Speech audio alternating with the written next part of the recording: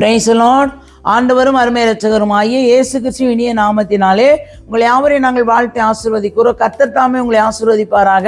இன்றைய தேவ வார்த்தை சங்கீதம் அதே 1ஆம் அதிகாரம். நேற்றைய தினம் தொடர்ந்து பார்க்கிறோம். 5:6 சொல்லுகிறது பாருங்க.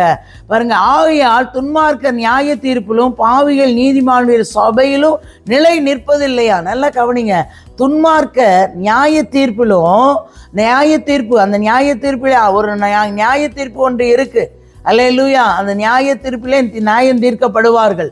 ஆனா பாவிகள் நீதிமானுடைய சபையில நிலை நிற்பதில்லை. அல்லேலூயா. நல்ல கவனிங்க.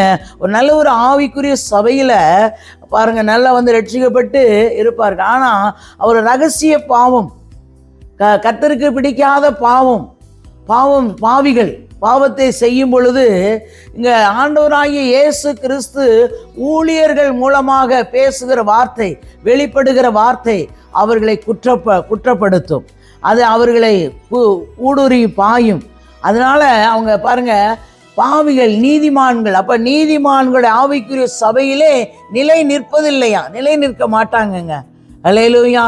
பாவிகள் எதையாவது சொல்லிட்டு அவர்கள் பாவத்தை, அவர்கள் குற்றங்களை மறைத்து ஊழியர் குடும்பத்து மேல போட்டுவிட்டு போவார்கள். அல்லேலூயா. அதையும் பாருங்க, பாவிகள் நீதிமானுடைய சபையில நிலை நிற்பதில்லைங்க, நிலை நிற்க மாட்டாங்க. அப்ப கர்த்தர் நீதிமான்கள் வழியை அறிந்திருக்கிறார், துன்மார்க்கன் வழியோ அழியும். அல்லேலூயா. நீதிமானுடைய வழியை தாங்க கர்த்தர் அறிந்திருக்கிறார். நீதிமானைத்தான் கர்த்தர் நேசிக்கிறார். அல்லேலூயா.